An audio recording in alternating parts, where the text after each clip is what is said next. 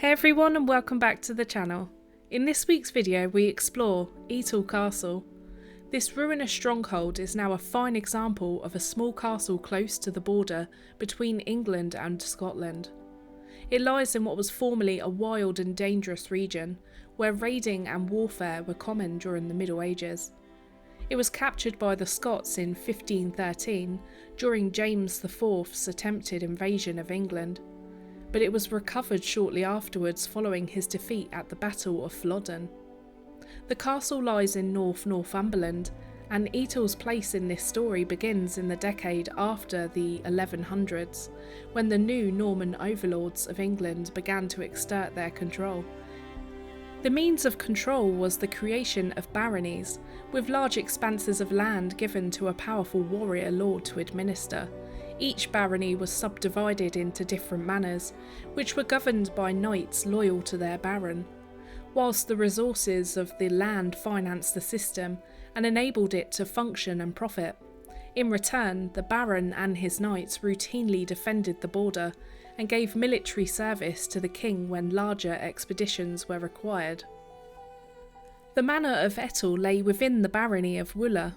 Created for Robert de Mushamp in 1107, the barony was then extended in a broad continuous block across Northumberland, from the hills in the west to the North Sea in the east.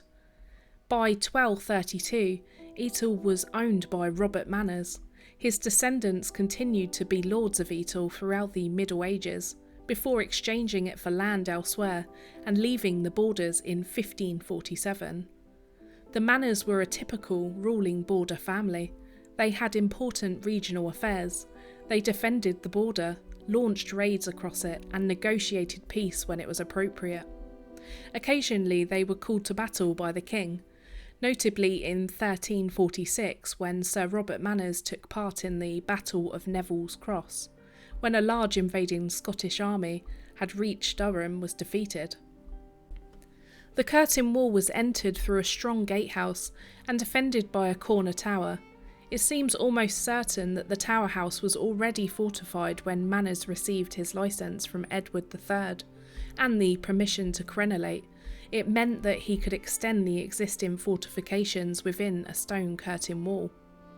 The towers were important at the corners as they protected against undermining, which was a technique that was used by attackers to dig beneath the walls to try and bring them down.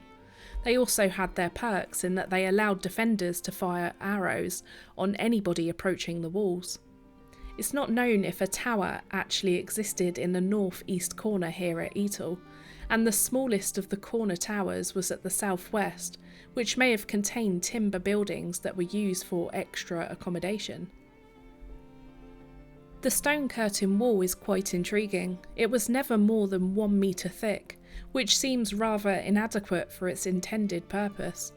It was intended to deter raiding parties, but it would have not been thick or strong enough to resist gunfire, as it would have just crumbled to ruin if they were hit by these means.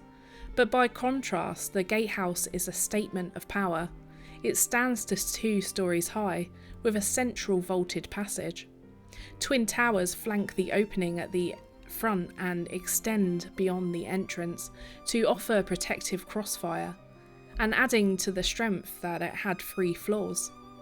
The gatehouse more than likely had a drawbridge and some kind of pit in front of it.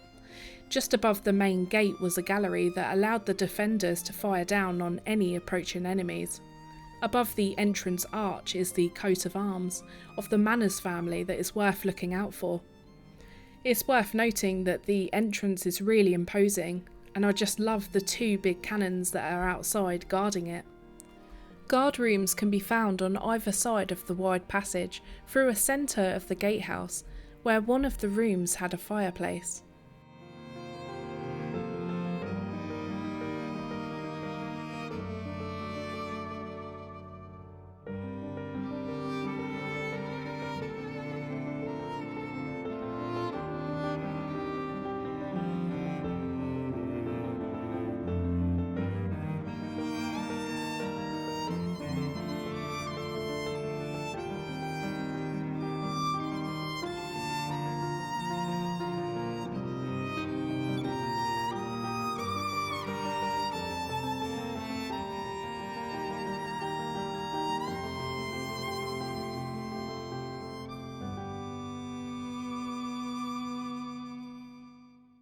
The courtyard, which is now completely gone, was once the hustle and bustle of the castle and contained a variety of buildings that would have enabled the castle to run smoothly and efficiently.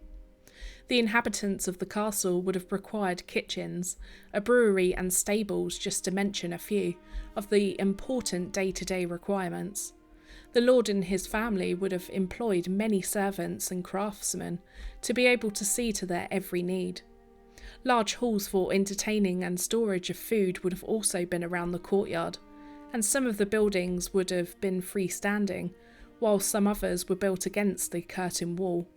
The courtyard was also a place of refuge for the local population in times of conflict. If the gatehouse is still impressive, the corner tower isn't. It has collapsed and only the ground floor remains intact, with a rib-vaulted chamber that supported a wooden loft. Apart from the gatehouse, the best preserved part of Etal is the tower house, which stands to 4 stories. Entry was through a forebuilding at ground level, and the tower had rooms for storage, a kitchen with a large fireplace, a hall, and a private solar for the Lord of Etal or his constable. Each floor would have been connected by a spiral staircase, of which only the foundations survive. Its entrance had a portcullis, and the ground floor contained a stout storeroom. The first floor was the hall where the meals were eaten and business conducted, with the second floor housing a private suite for the manor's family, and the third floor was possibly for the castle's soldiers. Another entrance, which was added at first floor level, had an external wooden stair to allow easier access into the hall. Despite the castle's location on the border, the manors of Etal seem to have been more concerned about feuding with their neighbours, the Heron family of Ford Castle, rather than the threat posed by raiding Scots. The feuding culminated in the siege of Etal in 1428, and the manors seem to have abandoned Etal after the siege. The castle was sadly not to enjoy long use. In 1513, James IV of Scotland captured Etal during his ultimately unsuccessful attempt to invade the north of England. Shortly afterwards, James met a crushing defeat at the Battle of Flodden, which took place only 2 miles to the southwest. In 1513, King Henry VIII of England had invaded France earlier, and the Scottish felt obliged to invade England under the terms of the Old Alliance, their mutual defence treaty with France.